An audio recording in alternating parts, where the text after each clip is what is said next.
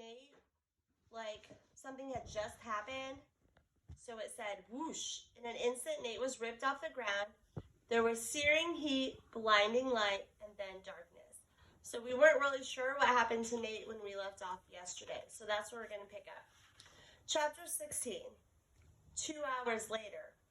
Nate opened his eyes. Where was he? He seemed to be inside a big hole. There was dirt and grass everywhere, even in his mouth.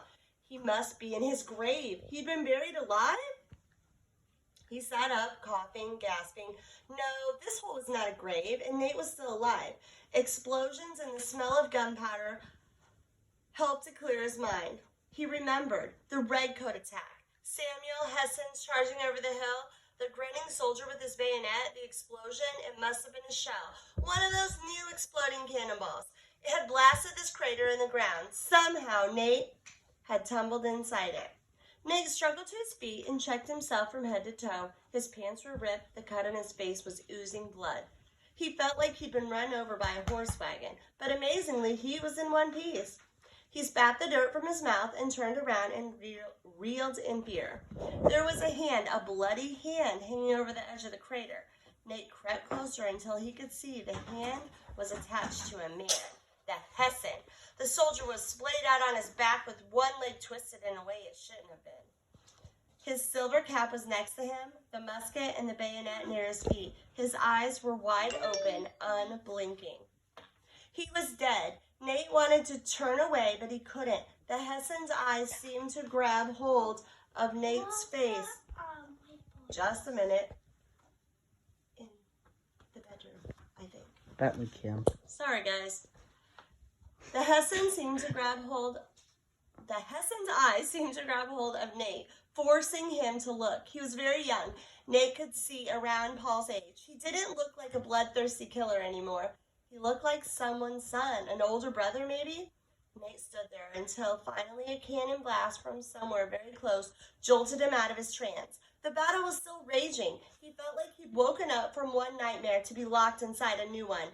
Cannons and musket fire seemed to be crackling on both sides of him. The air was thick with smoke. What would happen to Paul and the men?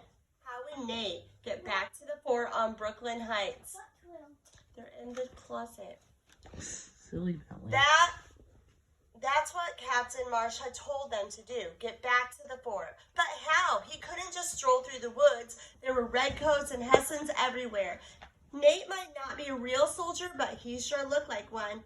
He was tall for his age and wearing a frontier shirt that James had given him. He looked like any young American soldier, desperate to escape. Terrifying thoughts screamed through his mind. He'd be shot, crushed by a cannonball. He'd be caught and locked away in a rat-filled prison. The men had told terrible stories about how the British treated their American prisoners. They crammed them into filthy basements or old rotting ships. Most men died slowly of starvation or fevers. Paul said he'd rather get shot on the battlefield than starve to death in a British prison. Nate started to shake. He looked at the big hole in the ground. Maybe he should just climb back down and curl into a ball in the hole. What else could he do? And then, once again, his mind flashed to the pirate of Slash O'Shea. He remembered the story Papa told him. About one time Slash was in London. He'd been working as a pirate for a few years. He'd come ashore to hand out some gold coins to poor kids on the streets. A policeman spotted Slash and started to chase him. Slash managed to duck into the tavern. Inside was a man wearing a fancy blue velvet coat and top hat. Slash dug into his pockets and pulled out a handful of coins. He slapped the coins on the table in front of the man.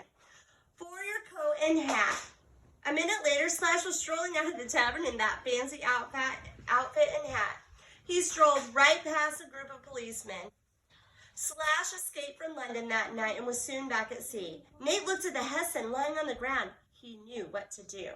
He knelt down, unbuttoned the brass buttons on the green coat. It was wrong to steal from a dead man, but this dead man had tried to kill him. Nate carefully slipped off the coat off the man's body. He shook it out and tried it on. It hung down past Nate's knees, but Nate could easily fix that. He shrugged it off and used the Hessen's sharp razor bayonet to help him tear off the bottom coat. He tried it on again. Better. Next, he put on the helmet. He had to push it back so it didn't cover his eyes. Finally, he picked up the Hessian's musket and bayonet and put it over his shoulder. Nate stood there, too scared to move. He just had to get out of the woods and across the field to the fort. It was only about a mile from here, Nate guessed. If he walked quickly, he'd be back inside the fort in 15 minutes. But looking ahead, Nate felt like he had to cross an ocean without a boat, in a storm, by himself. He closed his eyes, and there it was, the feeling of Papa's hands on his shoulder.